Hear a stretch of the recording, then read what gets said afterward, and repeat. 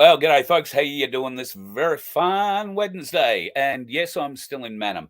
Got to thank Vince for all the work that he's been doing for me here.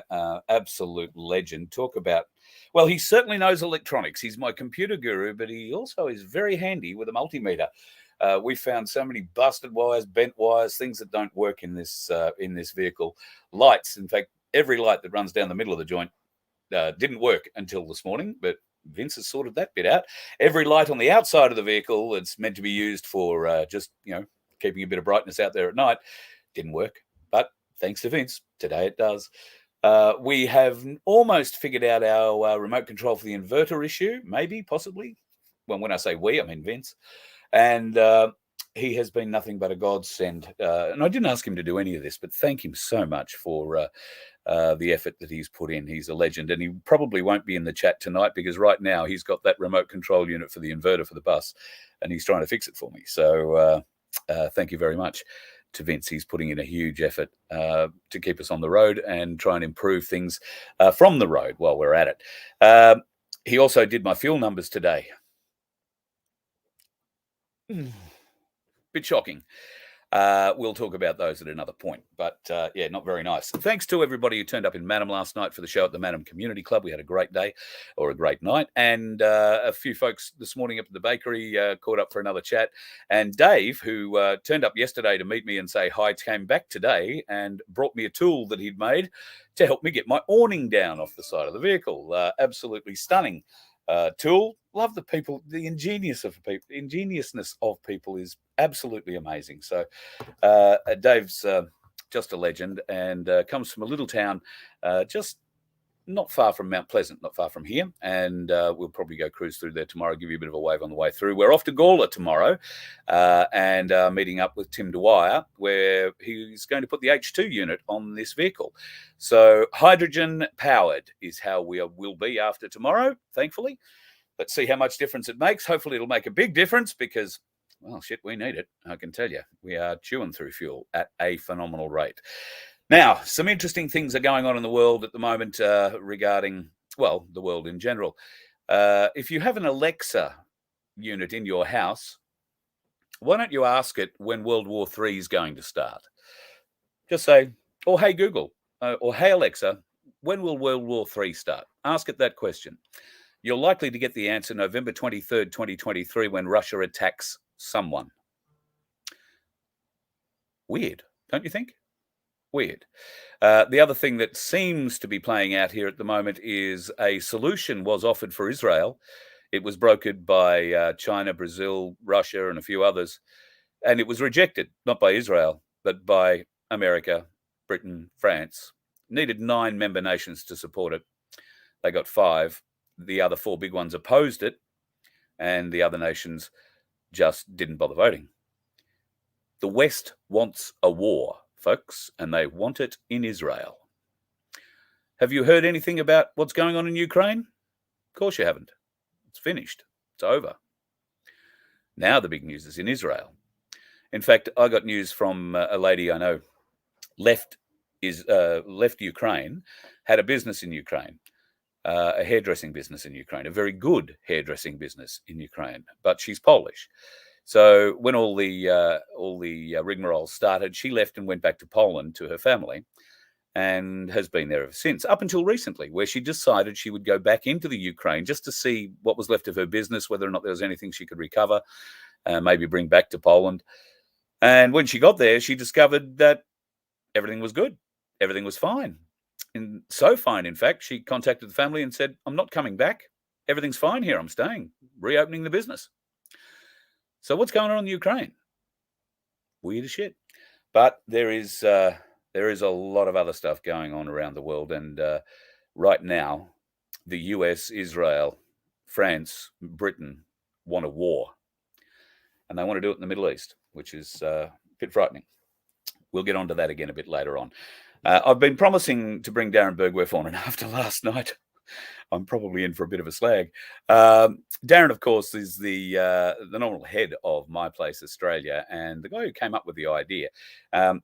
he has been tirelessly working not just around setting up communities, but he's working on common law. He's working on, well, a number of different things. And today we thought we'd bring him in for a bit of an update. How are you, mate? Good to have you back. Oh, I'm good, Carl. How are you going? Yeah, I'm a little tired. The driving takes it out of me, but I've been lucky enough to be in Mannum for a couple of days now and settling down. So Vince has been just a godsend to try and fix a few of the things on the vehicle. So yeah, we've had a really good last couple of days. Looking forward to catching up with Tim Dwyer tomorrow, and not only getting the H2 unit on, but we'll have a bit of a talk about constitutions and ways forward. And that's essentially what you've been doing a bit of research on recently. Yeah, correct. And yeah, good on Vince. He's a workhorse, mate. He does a lot of work for yourself, obviously, and for My Place Australia, and for Tim too, I believe. So yeah, he's an amazing resource, and you're lucky that you got him on board. And he's technically he's very switched on. So which is pretty good, because you and I are probably a little bit abstract when it comes to technical stuff. Yes, that's a good way of putting it. Yes. Yeah. So that aside, awesome. You've had a chance to kind of put your feet up, have a bit of a rest, and I'm kind of I went out and spoke at My Place Roval. Now I haven't got my Place hat on tonight. I've got my Darren hat on tonight. So the stuff that I'm speaking about tonight isn't a My Place position, or it's not coming from My Place. It's just an overall kind of thing. But I'm certainly glad that everyone's got the old referendum out of their system last Saturday, and I think everyone was very happy with the result and the numbers. I was very happy with the result also. Different numbers to what other people were happy with. I was stoked that 3.9 million people decided not to cast a vote in the referendum. That was my aim, and it still is. And now that that's over and done with, I'm hoping a lot of the people that thought that this would be the last time that they would vote can really stick to that, and we can move forward, and gain some momentum to be just totally non-consenting with the whole system, basically, because we all know the system is broken. So I've made it my kind of one of my projects now, which we spoke about the other day, is to try and encourage more people to step away. And for many years we voted with pencils. For the last two or 3 years we've been voting with pens, because we had some new knowledge and thought maybe it's better if we vote with pens so they can't rub it out. Well, I've moved another step past voting with pens, which I actually was encouraging people to do at the federal election when I ran last year. And now I would encourage people to be voting with their feet. And that basically means walking away from the system en masse. And the Queensland state election next year is a perfect opportunity for this country, and especially the Queenslanders, to make a statement, like a real statement, not a statement of voting no, but a statement of non-compliance, a statement of lack of respect for the system, and also a vote of no confidence. So if we could, and there are no figures, we are still searching, but there are no definite figures of what would make an election illegitimate as far as voter turnout. We are still researching to see if there is something, but it doesn't matter if there is or there isn't. The point is, if we could actually get a 50% plus voter non-turnout, and which that in itself, that's your vote. Your vote is to not vote, and that vote would be a vote of no confidence in the system, in all bureaucracies and all levels of government in Queensland. And so I think the Queensland, and that goes for local council elections too, that are coming up all around the country next year. This has to be a movement that we all start to walk towards, because at the end of the day, and I only thought about this coming home from work today, after answering a couple of questions with someone that had posted, I think it was in My Place Geelong, saying that, luckily common sense kind of prevailed, and we got the no vote up. And I just kind of wrote back, well, it depends on what angle you're coming from, and what knowledge you have when it comes to common sense.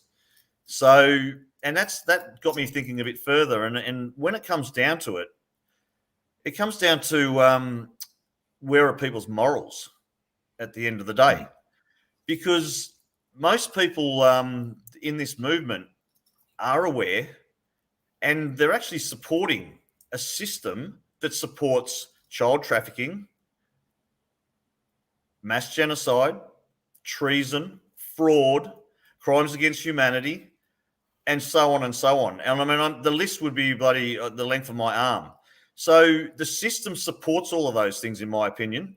And if we support the system, then in turn, we are actually supporting a system that is facilitating and supportive and protective of all of those crimes. So that's a whole new level that people, and we're supposed to be a Christian democracy or a Christian society where there's a lot of people that have a lot of faith in all different religions in this country. And what I'm asking them to do is to ask themselves, where are my morals? Why am I supporting a system that supports all of those things that I've just mentioned? So people have got some hard questions to ask themselves and some deep thinking to do, I believe. And I really think this could be the catalyst when you put it like that and people really start to think about what they are supporting. Maybe this will be the catalyst for a massive, massive push for non-compliance. So we've seen that the bureaucracy now have outed themselves as, well, probably the greater part of the enemy. But state politicians are clearly falling on that side too. They're instigating the voice or treaty state at a state level, which is actually illegal. States can't enter into treaty with anybody. Only federal government can enter into treaty. But the other problem that I would have thought they have is that you cannot put a blanket treaty on First Nations people, because one of the first tenets of First Nations people is one tribe cannot speak for another tribe. So it would need to be a treaty with every individual tribe in Australia. But that's the way we look at it, and we look at it as looking at it through the eyes of our 1901 Australian Commonwealth Constitution Act. But is that act actually ours? In their system and in our acquiescence, we potentially or are. Now, I don't agree with it because I believe it's fraud from the get-go. But we, in their eyes, are on their citizenship. And yes, every single one of us that's been born since after 1950 certainly have been signed onto their citizenship, and we've taken all benefits on offer in all different aspects through our birth certificates and our driver's licenses and the fake dollar. So we don't actually have standing if you look at it from their point of view, and I believe that's why they don't necessarily recognise when we try to use the 1901 Constitution. Because if you're going to use that Constitution, then you need to know who you are, and you need to be standing in your sovereignty, and you need to know what realm you're in. And while you're on their citizenship, that, in the way I see it, that Constitution isn't available to you. Well, it would make sense that way, yes, because the Constitution reflects the people running it, not the people living it. Correct. So in their Constitution, they can do as they damn well please, and they do. I mean, we've just obviously seen, and I was sprouting this all the way through, that I was trying to get people to think about whether they voted or not. We had a referendum in 1988 regarding a third level of government, and I've been through that speech, and we still have it. And in fact, they're the worst government of all, bringing in the United Nations and the World Economic Forum into our backyards. So, and I was saying it doesn't matter what you vote for. And once again, less than a week, 4 days after the referendum, and we see the belligerently what these people are doing. They don't give a shit. No, they don't. Let me prove it to you. Queensland, the VoF Act is coming up. Ownership and use of country, recognising our rights to country, setting this right and compensation. The Queensland path to treaty has already been written up. It is in the Queensland Parliament.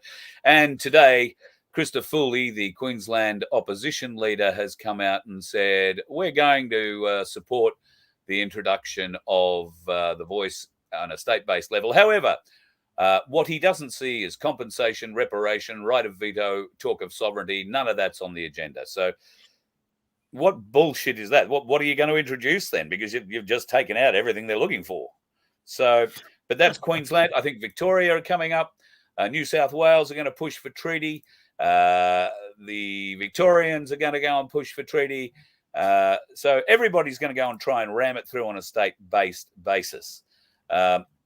We heard yesterday from Australia One, I beg your pardon, from One Nation. We hear nothing from Australia One. I'll just point that out.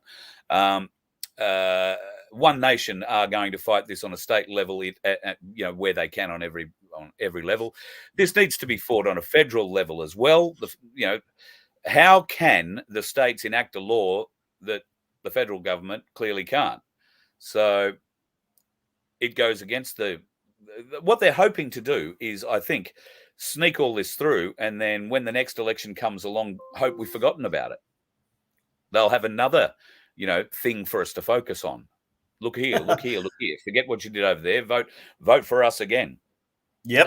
And being the fools that we are, and have been and continue to be, in my opinion, yes, we will have. It'll be okay. I mean, it's like the what was the biosecurity bill that Andrews brought in 12 or 18 months ago, and everyone was getting their knickers in the knot about and jumping up and down and screaming, and we've moved on from that now and that's exactly what they do. There'll always be something. Though. That law's still in effect. Correct. So, and they have us running around like headless chooks, and we keep facilitating while they sit back, put their feet up and watch us and piss themselves laughing at what we're doing. Yeah. When we need to all get on a page, and we cannot be accepting anything but the non-consent, non-compliance, shutting the country down in whatever way we can, has to start to build some momentum. And and when you look at it logically, and you look at the facts of what we know about what I just said before, that the system supports all of those evil crimes, okay? And we're supporting the system because the system runs on money, and the system runs on us voting and us acquiescing or accepting their authority. And we're doing all of those things. We're still spending money with all the multinational corporations, which prop this system up. We're still going along and voting. We're still, signing petitions and crawling on our hands and knees, begging for them to stop. And seriously, I don't know. We've been trying to do that for many, many decades. And the position this country is in now is 100 times worse than it was 20 or 30 years ago. So at some point, people need to change it up and say, we've got to take a different position. We've got to take a different angle. Let's try something right out of the box and get on board. Yeah, exactly right. How do we get more bodies on board? How do we make this easier for people to understand? Well, I think how I explained it before, I think we go to all the religious leaders, the church groups, and explain to their followers that our system is actually supporting, in my opinion, this is just my view, and I think a lot of people would have the same one. Child trafficking, all the things I said before: treason, crimes against humanity, mass genocide. All of the things that they've done. Our trashing our human rights, treason, fraud, extortion. I mean, the list goes on and on and on. And the system is designed to support all of those things. That's what the system is. And we are in the system, and we don't want to leave it. We want to somehow think that we can deal with these terrorists and make peace. And where has that gotten us? All right, it's we're going further and further down every day. So until people actually can look at this and process what I'm saying, and start to think long and hard about what they're facilitating and what they're supporting, then it comes back to their morals. What are my morals?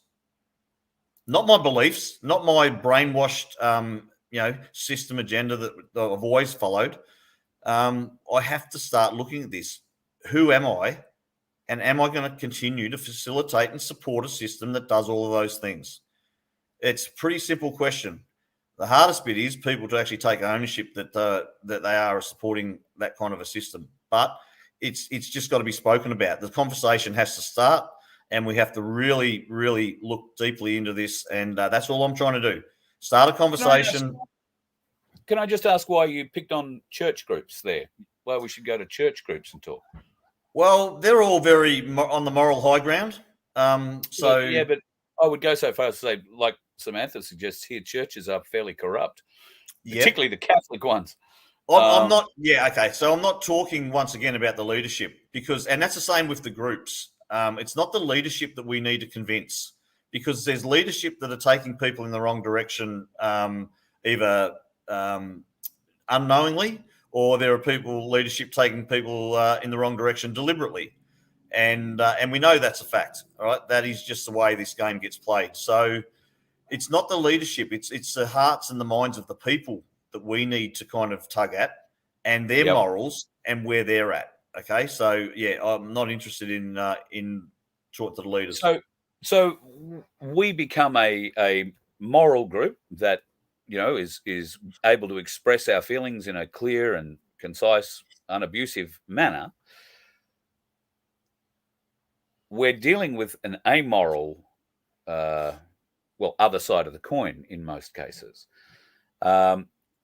Do we need to develop a bit of personal strength, a bit of balls to stand up to these people if we are going to rest on our morals? It's great to say I've got high morals, but you also got to be brave enough to, back up your stance on that.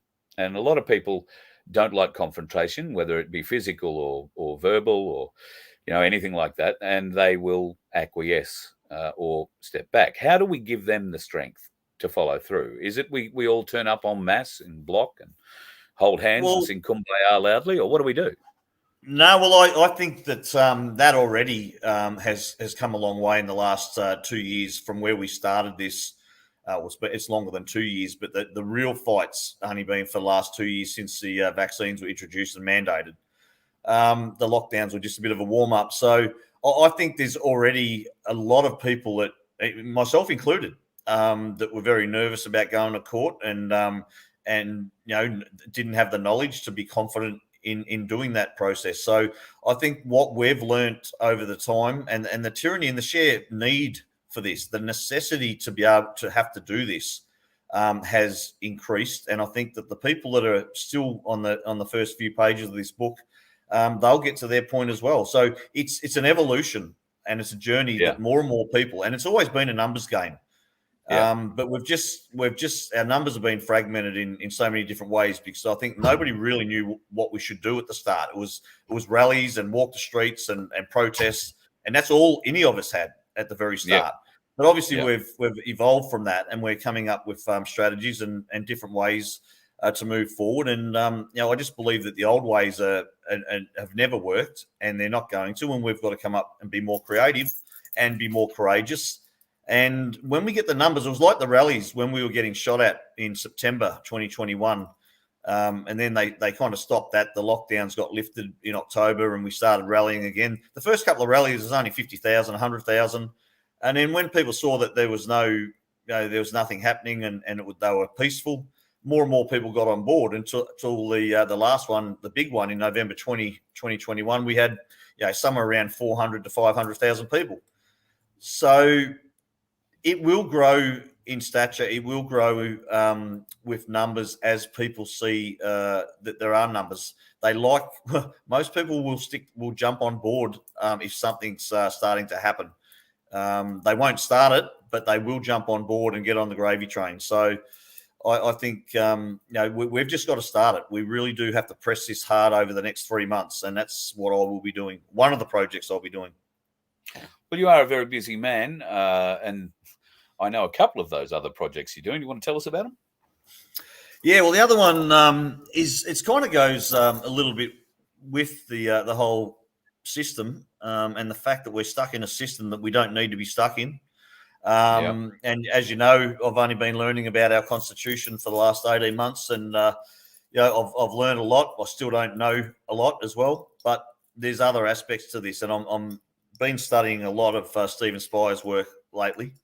Through Juha, who you know as well, met in Sydney, and that started off very rocky when we first started talking, and we had some arguments. I'd say we've taken a couple of the peaks off those rocks, but there's still a few.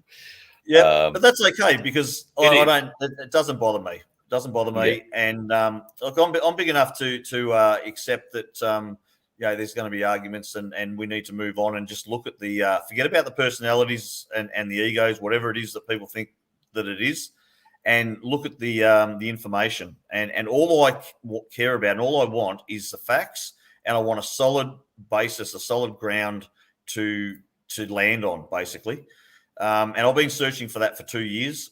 Look, I won't commit to anything 100% until I know it and I get it critiqued and all the rest of it. But I am leaning very heavily towards the fact that what these guys have is potentially something quite solid. And with Remembrance Day coming up at the King's Domain on the 11th of the 11th, okay, at the Shrine of Remembrance in Melbourne, there is a pilgrimage that has started from all over Australia.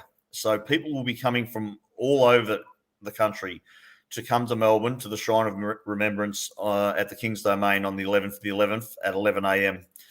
So we've got to make a statement, I think, this year. Now, for all the people that don't have a deep understanding, that have their red duster, their red flags, this is a memorial service. This is to pay tribute to the Anzacs who gave us our freedom in World War One, facilitated by Billy Hughes and King George V.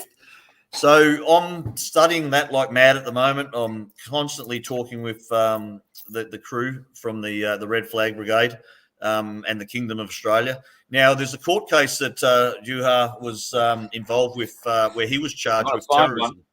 There it is. Yep. And that's the one. So bring it along. Do we need to explain why this is what it is?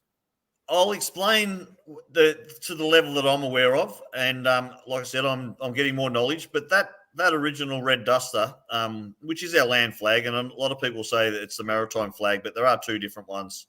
Yeah, from what I understand, and that flag was our original flag that we fought World War One and World War Two under. Okay. And that flag was usurped and removed and replaced with the blue flag, I believe, sometime around 1953. Not long after the Citizenships Act came in 1948, that transferred us out of our imperial crown. That is the flag of the imperial crown. The flag we're under at the moment is the flag of the St. Edward's crown, the Vatican, the See of Rome. Yes, correct. So there's a lot of research. I've only got part of the story, a really small part, but I am ever keen to learn more, and I've got some really good mentors, and I will learn this more and more. But there is a pilgrimage coming to Melbourne, and a lot of the Red Flag Brigade are coming on the 11th. And I would call out everyone in this country that wants to learn a little bit more about our history, about our true history, to come along and have a look at that foundation stone that was laid in 1926.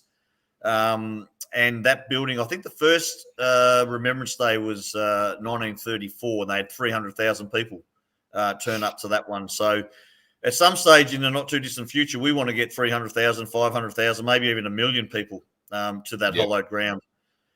Because our freedom lies within, and that foundation stone was presented, and our sovereignty was handed to us for the loss of the 62,000 Anzacs in World War One, and those Anzacs were multiple. We had a lot of First Nation. I think there was over 2,500 First Nation Anzacs in that 62,000 that lost their lives, or that fought alongside us as we the people. And there's a lot there, and that stone anchors the heaven to the earth, and that is our sovereignty, that is our freedom, right there. So I view World War One and World War Two as sacrifices. They were sacrifices to Baal, or Moloch, or Satan, or whatever you want to call him. But these were engineered events that were essentially sacrifices to their evil god. does that change your position in all of this? Because it sort of seems like we're on half the same page. If we're looking at the spiritual aspects, and if we want to go to King George V and the fact that he did or didn't give Australia or cede Australia from the Commonwealth, give its own autonomy, give it its own realm. Its own realm. Yeah. Yep. So we had that taken off us again in 1948. Yep. But we didn't know that then. We didn't Correct. even know George V had done it. So there is some serious grey areas there that we need to flesh out, isn't there? There is. And look, I know there's a lot of people that kind of poo-poo this Stephen's work and all the rest of it, and I don't know whether that's through ego or whether it's through personality or whatever it is. It's through questioning. It's got nothing to do with ego. The fact of the matter is to simply acquiesce and accept what Stephen Spires says from his little hole in the ground in Cooktown is not going to happen. All right? The man can barely string 4 words together. He can't present his own argument. He needs other people to present it.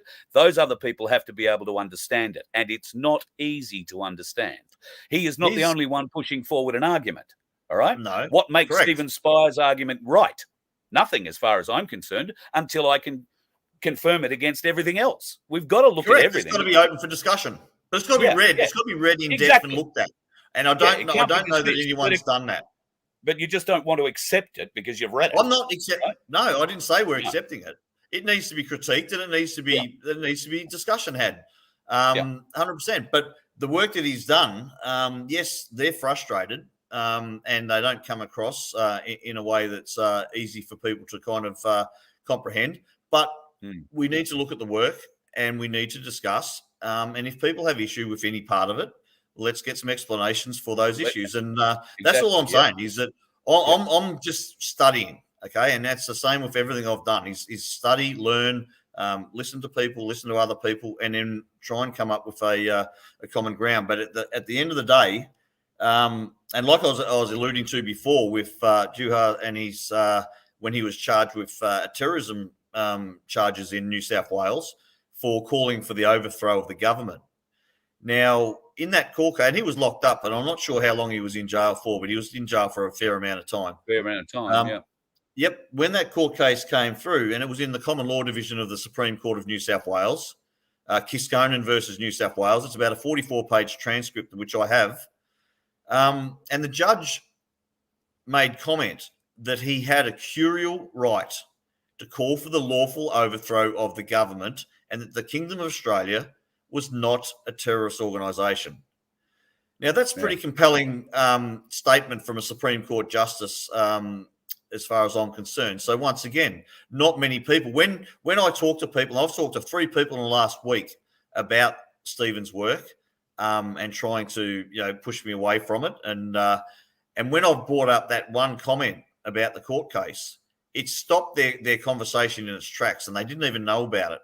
And it sounded like something significant just dropped in their brain that actually means something.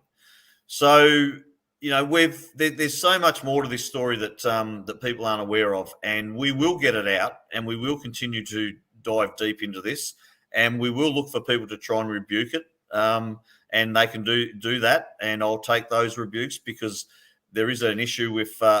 This is why I want to get everybody together. This is why I want to get Stephen. I want to get Juha. I want to get Tim. I want to get. I don't think that'll work. And Glue. Let's get them all together in a room. Let's sit them down. Let's hear every argument. Mm-hmm. All right. What I want to do. This is what I propose, and I will arrange. I want to do that too. To happen. Well, we've talked about it, so I will give them an hour to put forward their arguments. Right. We will then listen to everybody's arguments for an hour. Everybody gets an hour. And then the next day, they all face questions for an hour about their argument from the assembled crew, the assembled people, the people from the show, from wherever. Can't be just you, me, and somebody else. It's got to be the people. So we get through that. On day 3, we might be able to see where some paths are working and where some paths diverge and aren't working. Therefore, we'll be able to find a better path, a solid path for us all to follow. Day 4, we figure out how to follow, what that path should be and how we're going to action it. And day 5, we go out and motivate people. Now, can we do that? because that's where the ego is concerned. All these people who are coming up with these constitutional solutions have the ego. Will they allow us? Will they put themselves on show for an hour, and then will they put themselves on show again to have to be questioned for an hour about their stance? And at the end of it, maybe we find out that their idea was not quite as great as the next one. How's that going to go? I would love for that. I would love for that to happen. Me too. I don't think it's achievable. That won't stop us trying to make that happen. But I know the ones who don't want to step up for it aren't going to be taken seriously. No. How can we take them seriously if we don't give them a forum? If they won't correct, come to but the there's forum? a lot of angst. There's a lot of angst, and even with Fitzy and some of the constitutionalists, there's a lot of angst there as well. And he won't deal with any of them. Fitz has got my number. He's open to call me anytime he likes. I've asked him many times if he wants to be in on this, but he's got his nappy stuck up his ass at the moment and wants to play a child like most of these fucktards with a bloody great mental mind but very little ability to speak.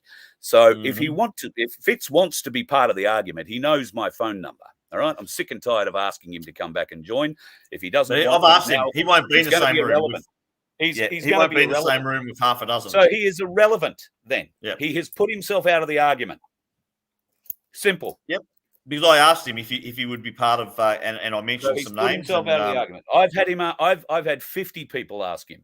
He's a child who doesn't want to play. He wants his bat and ball. Fine, he can go and play on his own oval, but it won't be the oval we're playing on. But I think that's and that really hurts me to say that because I respect Fitz tremendously. Yep, tremendously. But I'm sick and tired of his childish tantrums, which I'm seeing from all aspects of these constitutional specialists. All right.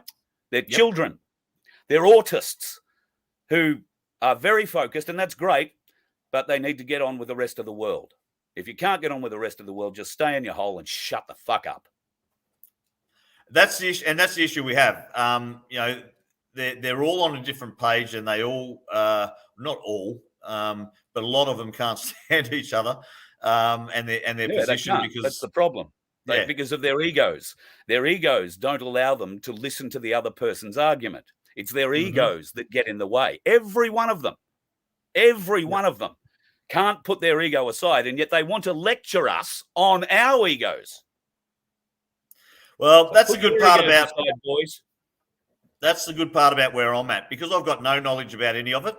I have no preconceived positions or beliefs or anything else. I'm just trying to discover and trying to get all of these guys that have all the knowledge to come up with a consensus, a position that they're all happy to walk forward with. Now that's proven very, very problematic. I think that's been my goal from probably when I tried searching for Brian Shaw back in 2021. So, at the end of the day, we've got to find another way, and we've got to uncover the knowledge, and we can share it. And we will find a way to get these things critiqued and these arguments to come up and be rebutted in whatever way that they're rebutted. And we will go back and forth. They might not all be in the same room, but we will make it happen. Yeah. Well, I'm prepared to make sure they come into the same room, and I'm prepared to fly them from anywhere in the country to do it. So, look, I think we could. Everyone would raise some money to make that happen. And look, I'd love for them all to come together and do that. But anyway, look, we keep working towards that. Would you bring Bosie in on that? Would you bring Bosie in on that?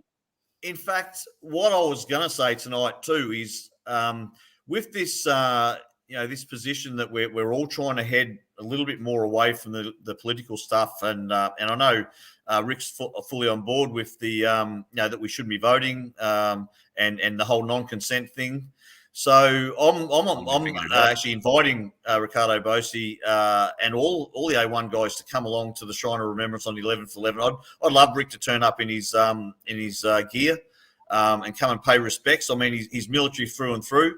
Let's come and pay respects to the guys that actually gave us our sovereignty and gave us our freedom, the Anzacs from World War I on the 11th. I reckon it would show this country maybe a united front, that we can all come together and pay the respects and maybe learn a little bit more about our history at the King's Domain. So, I'm putting that invite out to Rick tonight, and anyone from around the country to come.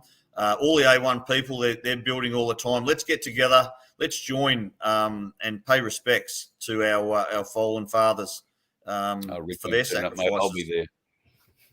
Yep. Rick won't turn up. I'll be there.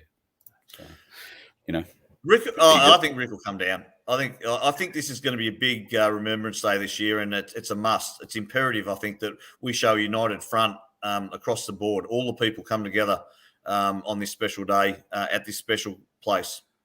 So Bill raises a good point. The shrine's a pyramid of a fashion.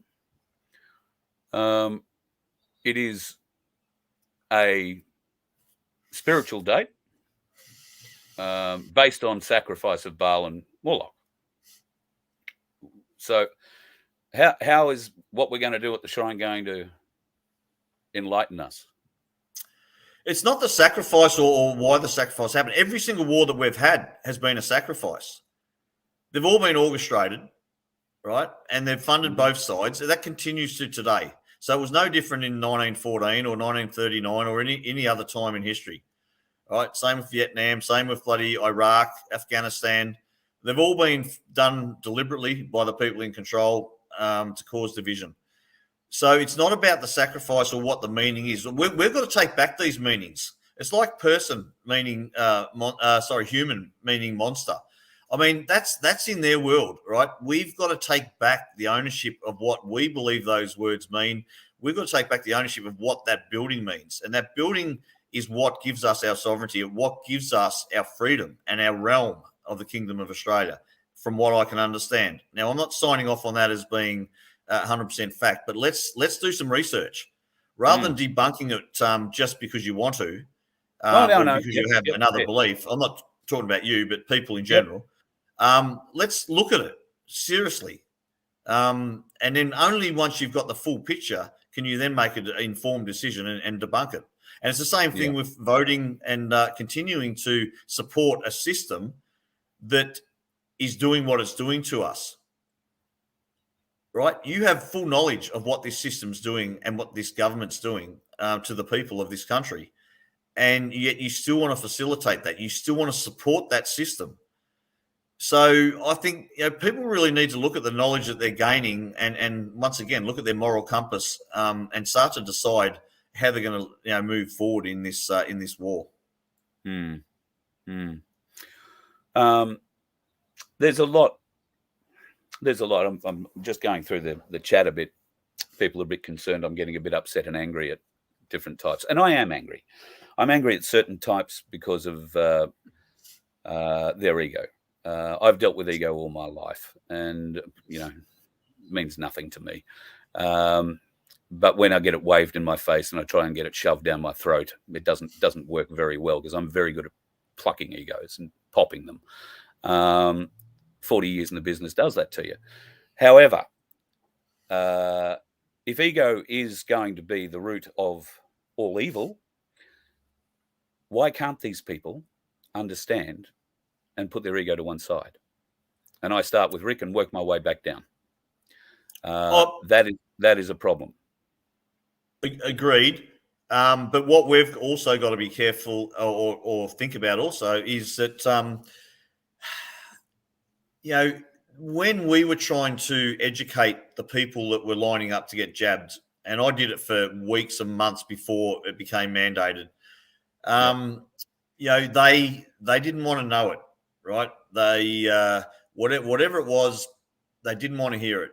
So they were getting angry at us when we were trying to help them, right? We had solutions for them, but they got angry at us because they didn't want to hear those solutions. Now, we're in the same boat here. Just because the people that may have solutions come across because they're frustrated, the same as what we were when we were trying to wake people up, doesn't mean that we need to get angry at them. We should all be fucking angry at the pricks that are facilitating this, that are doing the tyranny. That's where we've got to direct our anger, not at the people trying to come up with solutions. I have no issue with people coming up with solutions. Yes, they've got ego, whatever else. I just want to look through the ego, look through the angst, and look at the facts. We need solutions. I get angry. I don't get angry at them if they're abusing me. I say, okay, fine. let's have a look at it. But I just think we need to make sure that our anger is targeted in the right way at the right people, and not the people that do have part of the solution, but they were a little bit kind of insular, or they're in their echo chamber and they're not willing to look at other people's solutions and put all the solutions together and build a fucking picture. And that's what we need to do. And but don't get angry at the frustration of these people, because that's what people did to us when we were frustrated trying to wake them up. Yeah, very true.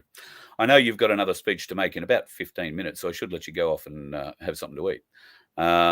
Thanks very much for coming on tonight. It's always a great conversation, and obviously my education has to lift.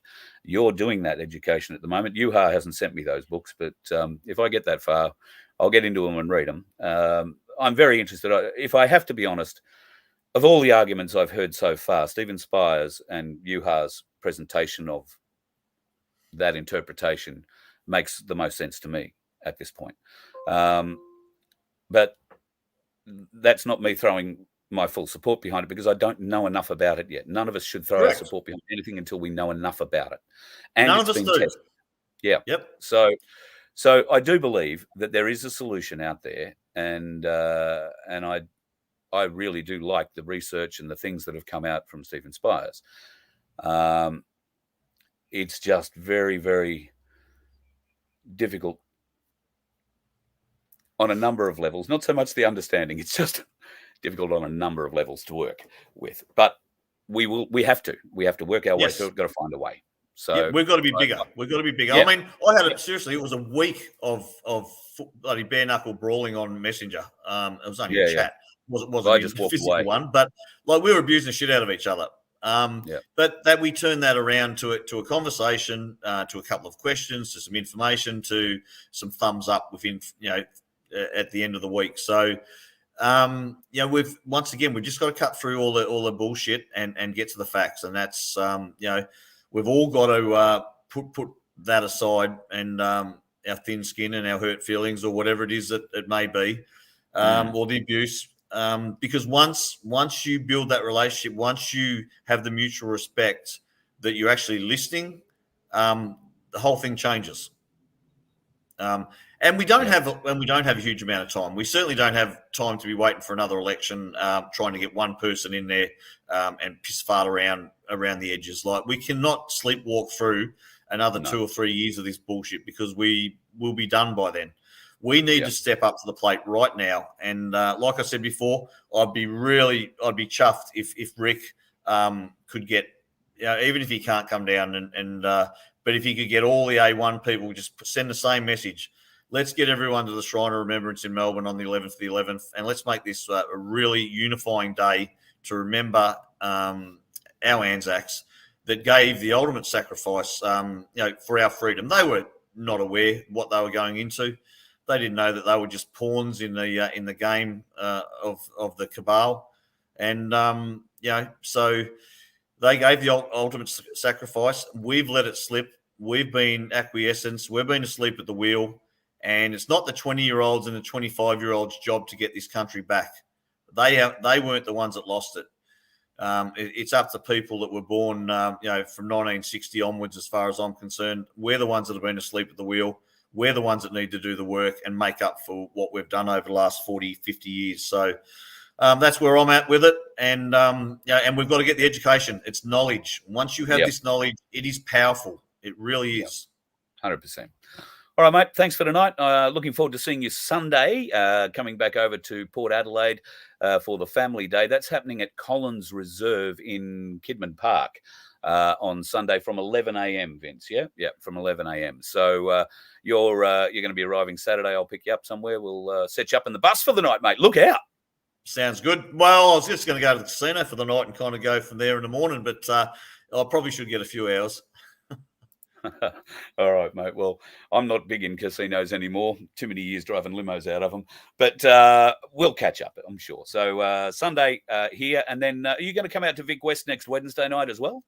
No, I've got so much work that I spoke to Doris about that, and Beck from Truth Seekers, and I've got so much stuff to get ready for this party on Friday week. Friday night, the 27th. Look, I'll see how I'm going.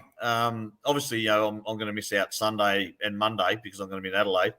Yep. I'm working Tuesday, Wednesday, Thursday. So, yeah, it's probably a bit much of a stretch. Might be a bit much. Yep. All right. Well, not to worry. But VoF West Organics in Melton next Wednesday night will be another live show, Voice of Freedom, thanks to Beck from Truth Seekers and the girls, Madeline.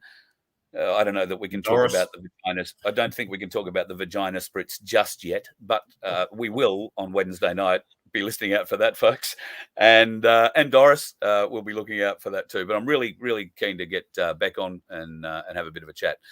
Truth Seekers, I think, is going to play a part in the Freedom Broadcasting Network going forward. Or at least I hope that will be the way it will go forward. So we'll have a bit of a chat and see whether or not we got some ground.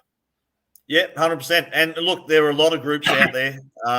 And I think if we can get more groups to kind of just work a little bit away from all the news, regurgitating news, and get a little bit more into spreading a message that we've been talking about tonight. Sure. You know, like I said 4 weeks ago, if we could get all the leaders of all the different groups, all the different organisations around this country, and if they don't want to come, mate, we need the people that follow them to come. Yeah. And start to move forward in a different direction, and that's all we we're pushing. 100%, mate. All right, I'll let you go downstairs, get a drink, and stand up, pick up the microphone, and start talking again. No worries, mate. Thank you, and thanks for, once again. Thank you for giving us this platform to kind of get some stuff out there, and the discussions we have daily almost. It's really really good. It's helpful, and I think that message.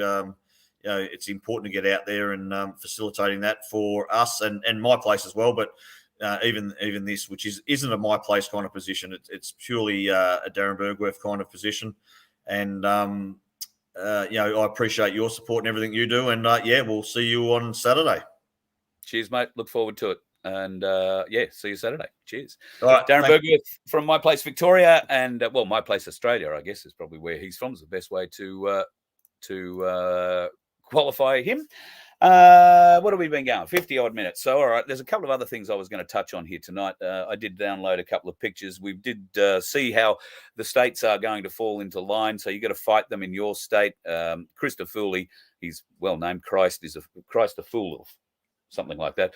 Anyway, Christopher Fooley, the opposition leader in Queensland, is basically going to run the same story as the Plucker Duck. New South Wales are going to push for treaty where states can't make treaty, and Victoria is going to forge ahead, do the same thing. A couple of other interesting little things coming up.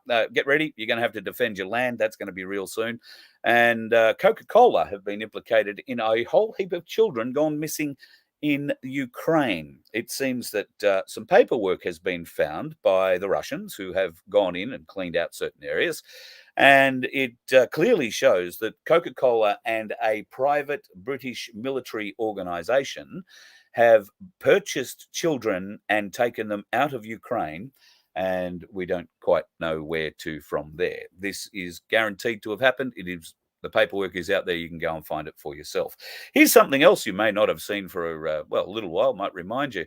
Charles Linton was charged and appeared in a court in Bow Street's Magistrates Court for importunity in a public toilet with another male. It was in 1983. Did you happen to know that Charles Linton are the middle names of Tony Blair? That's the fella who they had picked up. And I thought I'd give you this one because I know there's a few Q lovers out there at the moment. Stay looking. There you go. So there's a few little happy things happening out there. Now, I want to go into a couple of the comments that I starred. Let me just try and find those. There were some questions in there. Terry had a great night last night, letting out some truth bombs. Yep, we do need to stand together. Pete, mate, now are we doing that catch up? Email me. Keith would probably be the best place, just between you and me and the great post. 20-year-old son came bounding in and said the words have meaning, right? Well, maybe Australia has no voice. Coded, we are leadershipless. Well, there might be hope for the computer kids yet. Let's hope so. Billy, what have you come up with here? If Australia won't clean out Indonesia out of West Papua and stop Indians from harming West Papuans, and get them their own independent country, then why are we getting involved with Israel? That is a very, very good question. The Australian government refuses to be drawn on West Papua or Irian Jaya, depending on which way you want to look at it. From Indonesia's point, they call it Irian Jaya, and Indonesians run that place pretty much, horrendously. Australians Special Forces do a lot of training in that area. Australian Special Forces have witnessed atrocities in that area. We have video and audio evidence of Indonesian military committing atrocities on tribes people in West Papua. Why do we do nothing about it? That's our government, folks. That's our military. That's the military who are meant to look after people. Okay, meant to look after us, maybe not necessarily the West Papuans, but maybe that's then where we need to look at morals. Why do we let the Indonesians get away with what they do there? Why? Why are the Indonesians so interested in West Papua? Do a little bit of research. You'll find the minerals are the reason. What's in the ground is in the reason there. Billy, Australia can't build a train line from Perth to Broome. How can they build, but they can build Bushmasters for the Ukraine. Bloody good comment. Bloody good comment. Just the last news, all states are going ahead. Yes, we did that. The UN UNDRIP. Now, that is what you need to look at, folks. It's the UNDRIP, the United Nations Director something or other, Indigenous populations. That's what they're going to try and sneak in everywhere at the moment. And, yeah, not so flash. Bill, no, I don't have a green screen behind me. No, I don't have egg crate acoustic foam either. This thing is a core flute. I can show you a green screen, but I don't think you really want to see it, do you? At any rate, that's just a core flute that we have for the windows. Normally, they're turned out and put on the outside of the vehicle, so people know what's going on inside. But I thought tonight I'll just see if I can make it fit in the background. What you can't see is it's gaffer tape to the roof and gaffer tape to the TV and all sorts of other things. So it's not really meant to be there for forever. Jacinta Naparajira Price called for a royal commission into sexual abuse for Aboriginal children, and it's been turned down. Wow, there's a surprise. JJ, have I tried the oysters here yet? Vince, are there oysters? You could get them, but you'd probably find fresher elsewhere. I could get oysters here at Mannum, but I could get fresher oysters from somewhere else. Yeah. Right, okay, beautiful. Oysters out of the Murray River or out of the ocean? No, out of the ocean. Oh, yeah, right. Now, I was going to say, we're a bit far from the ocean. Yeah, although the water is salty. Oh, is it? Yeah. Oh, okay. The water's salty enough in Mannum. There you go. Okay. Feel the lull after battle. We need to be prepared to enter those lulls with strength.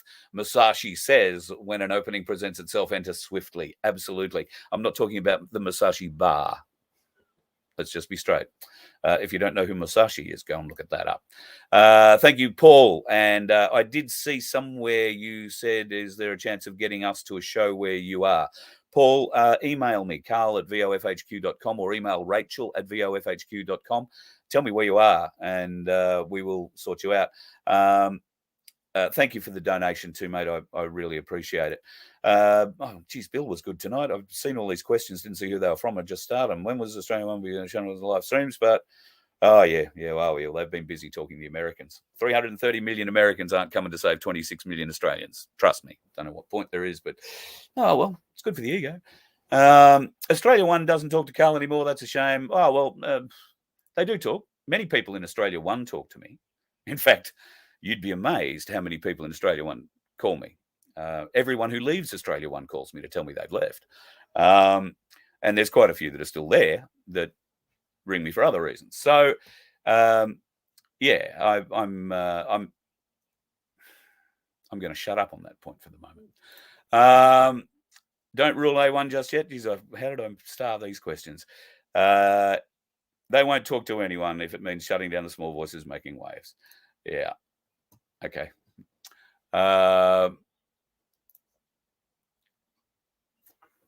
They fall in love with personalities rather than focusing on outcomes. David, that is 100% on the money. You could not be more correct. They focus on personalities and they forget about priorities and outcomes, as you say.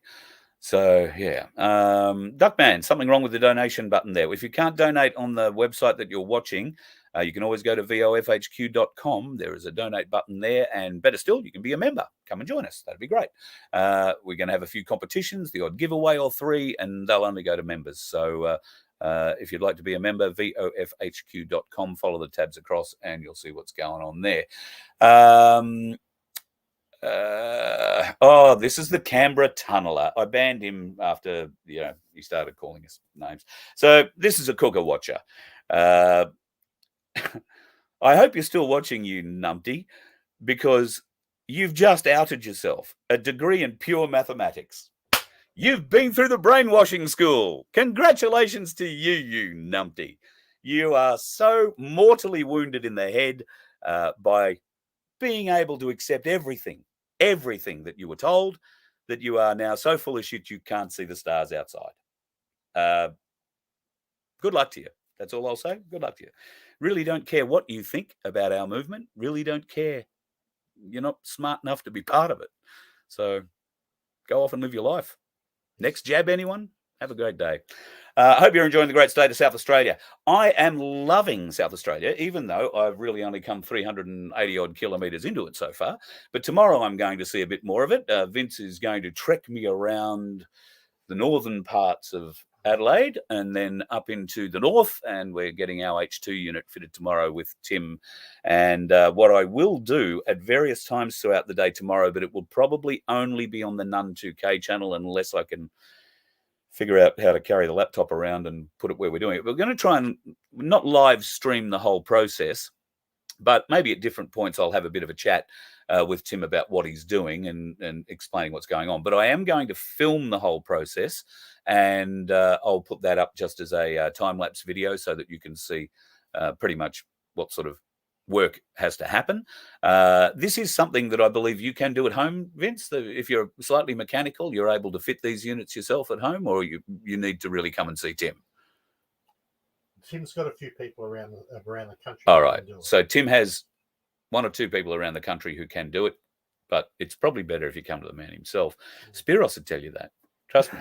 I've had that chat. Spiros went and had one of these units fitted to his car a while back, and it wasn't working very well. He wasn't terribly happy. I don't think it was working at all. And turns out that he zigged when he should have zagged when he was putting it together, and he brought it back over to Tim, and there was a bit of a head scratch for 5 seconds, and I think Tim fixed it like that. So, it was more than one zigzag. All right, there were a few zigzags. At any rate, don't get your wires crossed in this. It doesn't work very well. But if you get the wires put in the right direction, the right color, it's like your lights come on. Oh. Inside and out. It's like your heater works. It's like the hot water comes on. Oh, that's Vince. Right. Yeah, sorry. Vince is backing. All right, folks, that's about it for me for the night. Thank you very much for having your time with us again tonight. I'm a little bit lost at the moment with times. I know it's difficult. I picked 6:30 tonight because at 6:30 most nights I try and run the show. It's just where the location is. So I know daylight saving screws everything around, and then to add to it, I'm in South Australia. So I don't know whether I'm half an hour ahead or behind of Queensland, an hour behind Victoria, half an hour ahead of Tasmania or Western Australia. I don't know. But 6:30 local is when the shows were going to be from now on. So next week I'll be back in Victoria from Monday. So it'll be 6:30 Victorian time. And I think we're going to do a 7 o'clock show for Vic West, and then the Friday night show at Frankston is going to be a pretty big one, and that could start at 5 o'clock in the afternoon. I don't know, but it'll be going all night. That'll be a fun one to be part of. Beer o'clock, yeah, exactly. So thank you very much to everybody. I'm just having a bit of a look through to see if there was anything I missed down the back end here. That's a very nice thing. I know what I was going to talk to you about briefly. Sex trafficking. Okay. I want you to really understand something about the sex trade, the sex trafficking trade. There is many words used to describe those who deal in the abduction, theft of predominantly women and children, but not always women and children. Men are involved as well, where they are put into prostitution. They have their passports taken from them and are told they've got to work their way out to repay their debt, associated thing. Most of that's all built on lies. Where are these traffickers coming from? Well, we refer to them in most cases because of movies and the general knowledge of the subject, even though it might be a light general knowledge that people have. We often hear them referred to and refer to them ourselves as Russian mafia, the Russian sex trafficking trade, the Russian this, the Russian that. The fact is, there are very, very few real Russians involved in the sex trafficking trades.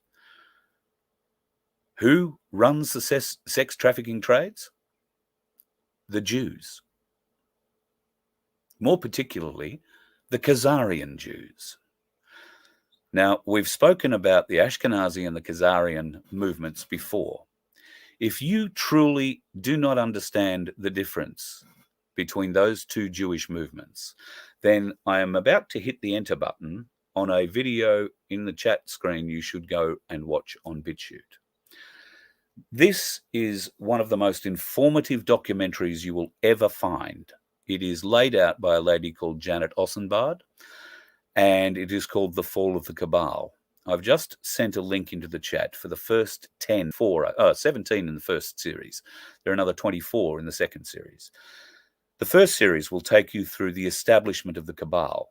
It will teach you about Ashkenazi and Khazarian Jews.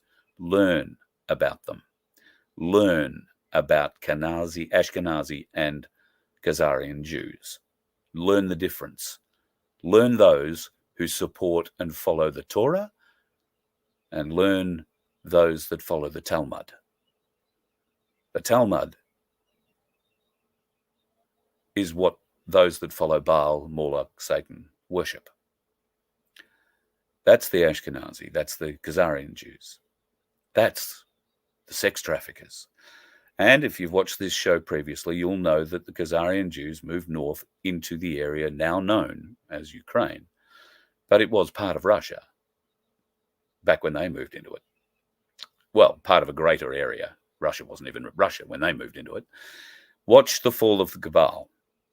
All right? It is an amazingly educational series. And some of the programs run less than 15 minutes.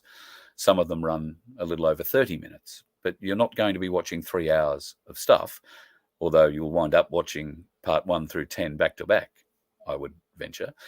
Go and give it a look. If you have not seen Fall of the Cabal, better still, if you have seen Fall of the Cabal some time ago, like me, I probably watched it 3 years ago, go and watch it again. Go and watch it again. It will outline for you exactly when we start, and we have to start speaking Jewish responsibility in this, Khazarian Jewish responsibility. We have to start knowing about the Torah. We have to start knowing about the Talmud. We have to know the difference, because you and I, particularly to those who follow the Talmud, we are goyim. Learn what a goyim is. All right? They want us dead. They're feeding us our own people, and they're laughing about it. If you don't believe me, just watch Fall of the Cabal. If you don't believe that, well, I can't help you. Just pray. We all should be praying every day. The good Lord saves me on the road every day. The good Lord keeps me safe and keeps me blessed. I thank him for his support, and I thank you for yours. Couldn't do it without you. We have a lot of challenges that we're confronted with from time to time, and without your support, we simply couldn't follow those. So I can't thank you enough for all of that support. And if you want us to come to your place, we're happy to come. That's what this vehicle's about. Well, I don't care whether there are 2 people or 200 people or 2,000 people or 200,000 people. It does not matter to me. I do shows and have done all my life by myself in a glass box. On the odd occasion, we get out and meet a few people. Well, the glass box has got bigger. Tonight, the only person I'm doing a show in front of is Vince, and I don't even need him here for that. So shows are shows, all right? But if you want to be part of a show, I don't mind. 2 to 200, 2 to 200,000. Doesn't matter. If it's 2, we can probably just do it in here. I don't have to come to your place. But if it's 20, we might have to do it outside. Let Rachel know. Rachel at vofhq.com if you'd like us to come and visit you anytime soon. I'd love to. The only thing that would stop me is running into one of those dickheads on the road. You let one ant stand up to us, then they all might stand up. Those puny little ants outnumber us 100 to 1. And if they ever figure that out, there goes our way of life. It's not about food. It's about keeping those ants in line. That's why we're going back. Does anybody else want to stay? Let's rock!